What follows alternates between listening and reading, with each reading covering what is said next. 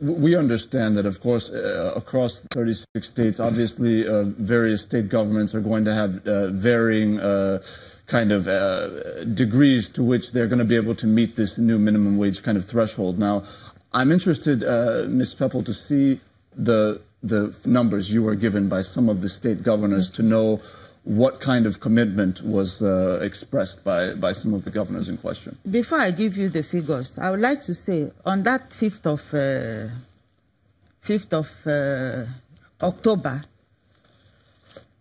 we got information that the governors, the Minister of Labor told us that he was expecting 36 letters from the 36 states of the Federation saying that they cannot pay more than 18,000. I've not seen the letter up until this moment. That is that 5th of October meeting, where we agreed that we will, where we fix the figures.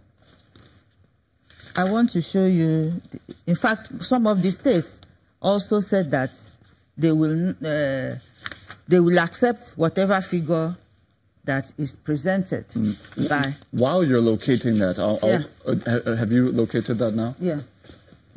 Okay. So from what we see here, these are the propositions from the states. And that is our report. From the states, I'm seeing Abia State proposed 42,000 Naira minimum wage. Akwa Ibom, 23,000, Bauchi, 25,000, Gombe, 28,000, Jigawa, 31,000. Some of these states are not high-earning states that have proposed very large minimum wage figures. Mr. Bello-Barkindo, is it a reflection, a fair reflection of reality, the argument that's being made that essentially governors would have to engage in mass retrenchment exercises to accommodate what appears to be a nominal increase in the new minimum wage? What governors are saying is not a threat, as you know, the Labour Congress wants to couch it. Governors are saying that these are the options. We have this balance, and if we're supposed to go further than what we're proposing, this is the ramification. This is what's going to happen.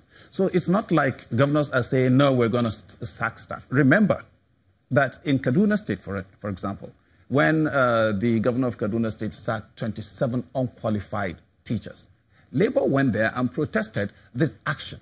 And obviously, you know that Labour leaders' children are not in those schools where unqualified teachers are teaching. So when they begin to think that governors are going to take an irrational action, it's left to you, the journalist, to look at the implications of those actions. Are they right or wrong?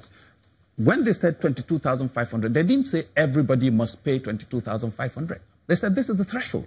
This is where we're going to begin from. That's understood. Yes, the poor states, the ones that cannot afford more than 22,000, can struggle to go with 22,500. While the states that can pay above that should go ahead and pay that. So governors are not saying we don't sympathize with workers. Ms. Peppel? Can I just say something? When the Minister of Labour at that 5th of October meeting told us that he was expecting 36 letters from 36 state governors that they cannot pay more than 18,000, the president of the Nigerian Labour Congress, Waba, asked him, does that include those who at the moment are paying more than 18,000? Some states are paying more than 18,000. I know Edo is paying more than 18,000. I think Akwa Ibom and a few other states, you know, they are paying more than 18,000. And then we put all the figures. Remember that Labour started with 66,500. That was what they requested for. Trade Union Congress, the same thing. United Labour Congress asked for 96,000 something, you know. By the time on the 5th of October we started that negotiation, we still did not have any figure from the state governors.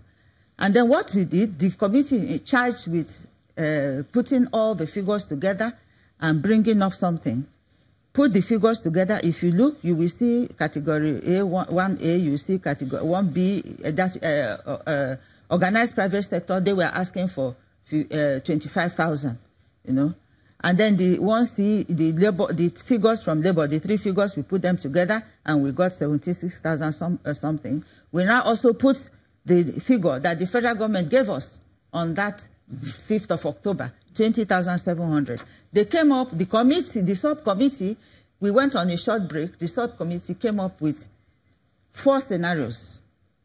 By the time we were about to start the negotiation, okay, Labour had come down from 66,500 to 45,000. And then we looked at these 4 scenarios. I will also give you the paper. And they zeroed in on scenario 3, that we will use the figure there to negotiate. And the average on that scenario 3 is 37,768.37. And Labour said, okay, we have come down already to 45. Let us round it up. We used 38 to negotiate. And then we started the negotiation until they arrived at that 30,000. Of course, we know that it is not a final figure, but this is the recommendation of the committee. That is why even we took the initiative and provided a draft bill, is also in this our report, for the National Assembly. You've expressed in pretty clear terms your feeling that the governors from the beginning have shown a lot of kind of trepidation about moving an inch above 18,000. Now, what do you think, based on your negotiations and your interactions with the state governors and their representatives, what do you think is the, why do you think it is that they are unwilling to move? Do you believe that it's simply because they just can't afford it, or do you believe that there is something else involved here, based on your insight? I don't want to talk about whether the governors can afford it or they cannot afford it. We say that when there is a will, there's always a way. And it's unfortunate and unfair on the committee for the Governor Yari to come up and say, when they brought their figure, we said that it was too late. At the 21st of August, our report was ready, the draft bill was ready. The only thing missing was the figure to put in there, even on the draft bill and on the main report. And that was going to form chapter 5 of our report. And they did not give us any figure. They brought a figure on. By that time, we were expecting the labor strike. I wasn't in the country. I had traveled. I came back. We had a meeting last week, Monday, on the 5th of October. It was on that 5th of October, we are coming to do the final dotting the I and crossing the T's, when they gave us that figure of 22,500.